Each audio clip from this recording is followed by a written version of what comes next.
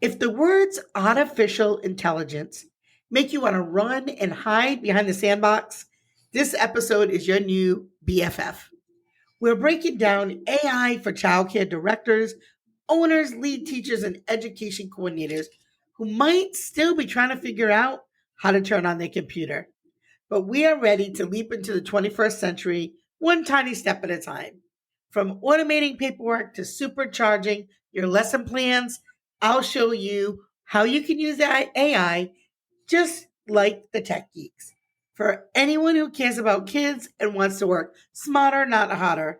So grab your favorite mug, get cozy, and let's get bite sized with AI on the Childcare Director's Chair podcast. Today we are joined with my friend Adrienne Bradley, and she loves AI, uses it all the time, talks to providers about how to use AI in their programs. So welcome to the show, darling. Thank you so much, Erica. Thanks for having me back. Of course, yes. So she is a frequent visitor on our show because she is amazing. So let me ask you a couple questions. Sure. Okay, first things first. For anybody who's still not 100% sure on how to turn on that computer, what's your best tip for getting started? And no judgment because we've all been there. No judgment. I have many people in my life that are scared to push go, but that's what they need to do. Just start. Everybody has to start somewhere. You have to start small. We all have been there, like you said. And so just start with, it's kind of like on your phone, start with one app. When we're talking about AI, start with one thing. Now, it's easy to get overwhelmed with a lot of different things, but we've used AI in our life for years. A lot of people don't recognize it as that, but I have an Alexa right here on my desk. I have an Alexa throughout my home.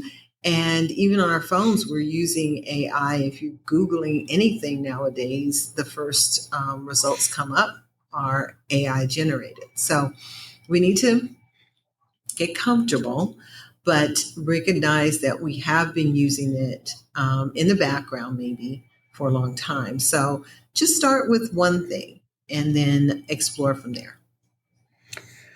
Okay, so what exactly is AI in simple, like non-jargon terms, and how can it actually help in a busy childcare center?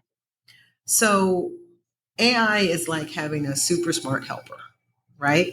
So somebody that you can go to, kind of like my Alexa, and ask questions to put or have it.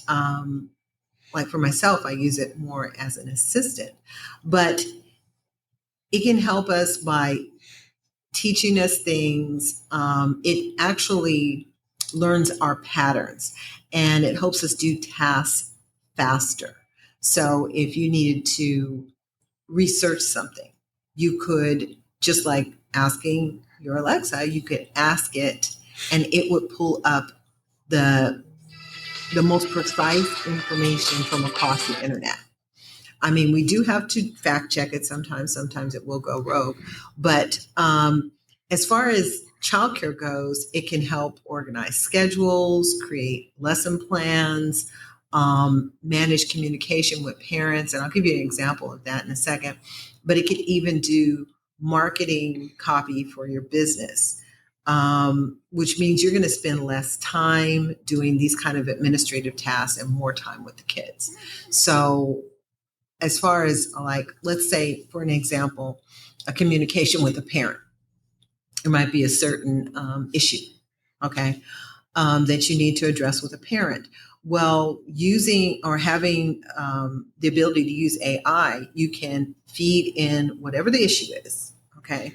If I was to say, hey, I need to write an email to Johnny's mom about the tuition being late and that there's a late fee that needs to be paid. Plug that into AI and it's going to put that email together in seconds. So all the time that it would take me to construct, rewrite, and try and keep the tone the way I want it, it's going to do all that for me in a matter of seconds. So imagine that over time. the tasks that take you an hour or two being down to minutes. Over time, that's going to save you a lot of time. When we talk about, I just said marketing, you could have it look at the demographics for your business, where your business is, and say, what are the issues that most of the parents in my demographic are concerned about when it comes to childcare? Maybe it's going to come back and say, well, they want flexibility. They're looking for overnight care, something like that. And I can say, okay, help me write copy for a flyer that speaks to those concerns. So it's speaking directly to your ideal client. So it's going to, for me, be more of an assistant than maybe this scary AI boogeyman that everybody's concerned about taking my job, Yeah. I think too, one of the things as you get more comfortable with it, the better information you put in it, this is what I have found. The more clear information, because think of it just the same as if you were really talking to an assistant, right? You would be thorough in what you're looking for. Like you're not just gonna say, hey, do this task without direction. And I found that the best results and the best stuff I would get back would be things that was very clear about what I was looking for, being real specific. The more you give it details, the better your results are going to be. And you have to log into. I noticed that it said it'll start to get to know you. Make sure you have an account that you log in so it can start to really, no, because a lot of people just hop on the free one and just be like, yeah, don't sign in, but it's not going to get your patterns. It's not going to, copy your tone and the way that you talk. And it'll sound really chatty, right? It'll sound very like generic because it is generic and until it starts to really capture your tone, your vibe, your style, all of those things. And so the more information you give it, I feel like the better Absolutely. it gets. Yeah. Absolutely. Yeah. You can be So right. yeah, can you give some real fun examples of AI tools that even the most like tech timid person can use without feeling overwhelmed? Well, yeah. I mean, imagine having it to draft like I said earlier, your emails, but you could have it draft your newsletters, right? So you know how newsletters usually formatted. You might have different sections. You could say, okay, I want to address, like in my newsletters, I would address maybe there's some policy issues that are becoming something that I want brought to the forefront. I'm gonna say, okay, I want to include this story about this birthday coming up, this holiday coming up, and this policy issue in my newsletter. It can help outline and lay out your whole newsletter. So that's one way you could use it. You could use it to schedule shifts. So if you have a staff and you know how scheduling breaks and lunch and so forth can be a challenge, and it could be a task that takes a while, you can program the AI to know that, I have these many people and these are the shifts that they work. Help me lay out a schedule for them. You could also use it to put reminders for licensing deadlines or different health checks that you might want to have at your business. So these are real life things that anyone can use in their childcare business with the use of AI. Mm-hmm. What do you think the biggest myth is about AI and childcare that you would love to like bust wide open? What do you think the biggest myth is out there? Well, Mythbusters 101. I think, like I said earlier, everybody's all concerned about it taking everyone's job, and I think we're in an inflection point with this AI, right? This is something that is pretty transformative, and the more we resist and are suspicious of it, inhibits us from using it for best uses in our businesses or in our lives, right?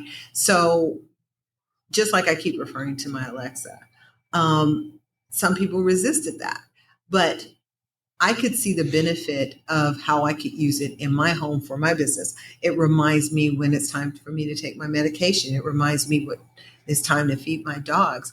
So using this technology to, like I said, be an assistant, this can help us reclaim time, get things done more efficiently, accurately, and consistently if we use the technology in that way. So I think the biggest myth that I would want to dispel is that it is this scary thing that is going to replace us, when it's actually an assistant. It can assist us to do our jobs better instead of replacing us. Yeah. Especially So it's a tool. Essentially, it's a It's a tool. tool. Exactly. Yeah. Mm-hmm. And that tool looks differently too. That's the other thing. Like, when people say, they're worried about the jobs, like Mm-hmm. I can have a hammer, you can have a hammer, and a carpenter can have a hammer. Yeah. We'll have the same tool, but the results will not be the same, right? So, so the more skilled that you are at getting, but it's true, but the more skilled you are at using the tool, right? And I do sometimes hear folks, especially, where in the education field, that we're supposed to be like free thinking and so there's a little pushback, I would think, probably more in our field than other fields about, is this, thoughts, is this the same as a human, right? As a person. Mm-hmm. So I think that could be one of the things that maybe help people or might make people be a little more hesitant. Mm-hmm. For me, what do you think about like privacy or data safety? Like, what should people know before using AI tools with that? Well, you want to make sure, just like anything else, just like when you're using your credit card online, right? You want to make sure that you're maintaining good privacy habits or routines, right? So you're not putting in your social security or your private things Mhm. that could cause a problem if they got out there. So you want to make sure that you're using a reputable platform, Mm, and look at those things. Sometimes we don't take the time to look at those privacy things. We scan through them real quick and we click yes, and we yeah. go on, and we don't know what it said, and it's pretty lengthy. But make sure that there is some type of privacy on the platforms that you're using, but also be very cognizant of the information that you're putting Mm, in. I had a good friend that was concerned about giving up our rights by using these kinds of tools, and some common sense behavior has to come into play. Just like I said, with our credit cards and our other online behaviors, there's no difference here. There's no difference here. Be cognizant and be aware of where you're at. Mm-hmm. yeah. What's the silly or surprising way that you've seen AI used in early childhood education? Well, I don't know if it's silly, but Mm, I've seen it be used as a story starter. okay. So, I mean, that's kind of cool, right? I mean, I Yeah. had this fantasy once of writing a book. You remember those books that you could get for your children that would use their name in the book? Yeah. You know, and I had this idea of writing a book about a childcare child that was leaving, and all the friends were saying goodbye, and they were going to miss them and so forth. But that would be a book that I would write. But you could use it to, let's say, let's say it's Dinosaur Day. Okay, maybe we want to create a project around Dinosaur Day. We want to create a menu around Dinosaur Day. We want to create a story that's based on whatever we're working on. You can use AI to give you a plethora of activities and things and themes around what you want to do. Imagine, excuse me, laying out your themes for the quarter. I say, okay, well, this is what we're going to do this month. We get, I think in our industry, we get stuck in the sameness of it Yeah. all. And You don't say. Do right. you mean do you mean apples in September? I mean, Because that's the only time we ever eat apples is in just September. right. But I mean, so use it to help, spark some creativity. It doesn't have to Mm, be, you don't have to solely use it to replace your own creativity. But mm, sometimes, you get brain lock. And like I said, we're doing the same old thing, the same way, the same year. You know what I mean? Let's come hmm up with some new ideas. And if AI can assist with that, like a supply list. hmm Okay, I want to make Father's Day just passed, but I want to make something for Fourth of July. Okay, hmm and it gives me some new thing that I can make for Fourth of July, and it can give me the supply list right there. Okay, it can help with cutting down your time, creating new creativity, and sometimes it'll just give you new ways of thinking about things. Whether I tell people, and it's absolutely true, diagnosed ADD. So sometimes I can't put it all together, and I'm just thinking, I want to do this. And I'll go to AI and say, is this possible? Make this make sense for me. And it will lay it out and say, well, yeah, what you're thinking is right, Adrienne. You could do it this way or that way. Whereas it would have taken me, I have a way of complicating things to the point of me not wanting to do it anymore. And so it'll lay it out very simply for me. So that's some of the ways that it can be a surprising help or an assistant in Yeah. childcare. I've used it as a way to see if you have any blind spots. So, like, when I Mm-hmm. would make like checklists and things like that, I would be like, okay, create me a list of safety checks or floor walk checks, right? And add the stuff that you would not ordinarily do. And then ask it, am I missing anything? And it will help give you some blind spots. That's how I've used it, at my Mm-hmm. center. Were there things on there that you didn't even think about that you Mhm. didn't even, yeah. Mm-hmm. Yeah. I've also used AI in the past to help update my handbooks, my staff handbooks, and Mm-hmm. my parent handbooks. And what I did was I copy and pasted my old one, Mm-hmm. made changes that I wanted to change, Mm-hmm. and then, put it in. Mm-hmm. And again, of course, like you had said earlier, you gotta fact check them and Oh prove yeah. them. Oh But yeah. it was much quicker than having to literally retype a Oh whole yeah. new handbook. I mean, that Yeah. cut hours and hours. And then you can ask it again.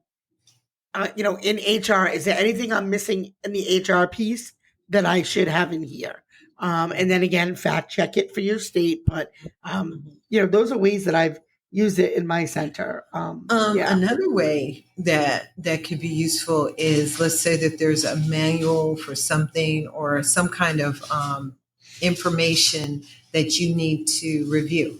Okay, hmm you can upload a PDF or hmm even an image and have it summarize it for you, have Yeah. it disseminate it for you.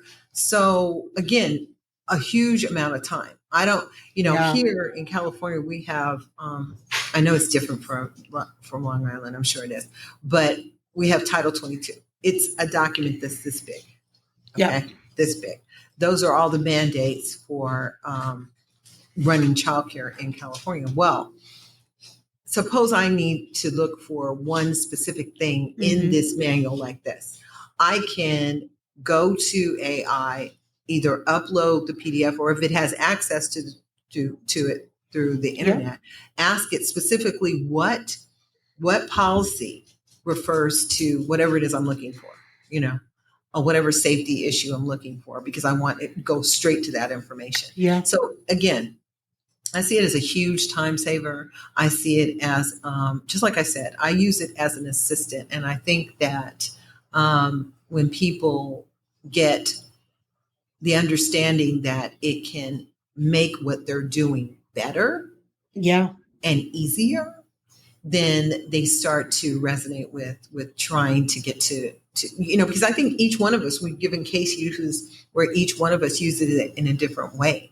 Yeah. And that's the important thing. How can it help you? How can it assist you? I've had it make recipes. I'm like, I have 5 things in the cabinet. What can I make? for dinner, Yeah. you know. So I mean, I find new ways every day to use it. I love it. The way I have my recipes is I'm married to an Italian husband who cooks, so I don't have to look at any recipes. But yeah, so I guess what we would really like to say to those of you who are listening is we know you don't have a lot of extra time. And we know you really rather be doing other things besides sitting behind the desk, typing things and dealing with policies and all those things, although they're necessary. If we could cut that time to give you more time to be out on the floor with the kids, be with your staff, do things that you enjoy in your daily routines. This is a good solution to that. Good solution. Don't be nervous about it. Like Adriana said too, make sure you have a reputable platform. They're not all the same, and every day new ones are coming out. The ones now coming out are better than the ones that came out, 7 months ago. And we're all going to come to a point where you're going to use it no matter what. It's going to be, it's part of our everyday life. It's for here. Sure. It's here. Yeah, it's here. It's here. So don't be afraid of it, I guess is our point as we start to wrap up. Don't be afraid of AI. It's not cheating. Remember, it's only as good as what you put in. It's a tool. It can't do all the things for you right from the jump, right? You've got to really be mindful of what you're putting in, be aware of, like she had said, the safety practices around it. There are some that I have used that won't even let you talk about certain subjects. They're already banned right from it. So, yeah. Is there anything you want to add before we wrap up for the night? Well, I would just say, on this topic, and I talk to people about it all the time. Like you just said, don't be scared of it, because the longer it takes you to, I was listening to a piece on the news this morning, and it's here to stay. Okay. Yeah. Now, understand you are just in control of how you use it. But it can be a big helpmate. There were people that resisted using ATMs back in the day, and now we can't we can't see our life without an ATM if we need to go at 10 o'clock at night. So this is like I said earlier, an inflection point in history. Things are changing because of AI. So the more you try to at least understand, dip your toe in, start small, and see how you can use it to benefit your life or your work, reclaim some time, take hours long tasks and turn them into minutes long tasks, and see the benefit of how you can use AI, it will be better for you, because you don't want it, like Erica just said, it's changing all the time. It's like a new phone. There's new phones that come out every 90 days. That's how fast technology changes in this era. And so to be behind the curve is not where you want to be on this. Try to get to using it. Learn how to turn the computer on. Learn how to do these things, because it is where we're at. Where we're at, and it can benefit. It can benefit you in more ways than not. Yeah, and if you're not using it, just know that your competitors are. Mm-hmm. So they've got bots answering their emails in the middle of the night while you're not. They have very strategic planning done around their flyers, their marketing that you don't. So just be aware that your competitors are using it, and you want to stay as up to date as possible as well. Right. Exactly. Yeah. So Adrian, you have an AI course for childcare providers, and it's perfect for this group if you're just starting out and you're not really sure, what to do, how to use it. Tell folks a little bit about it, where they find it, all the things.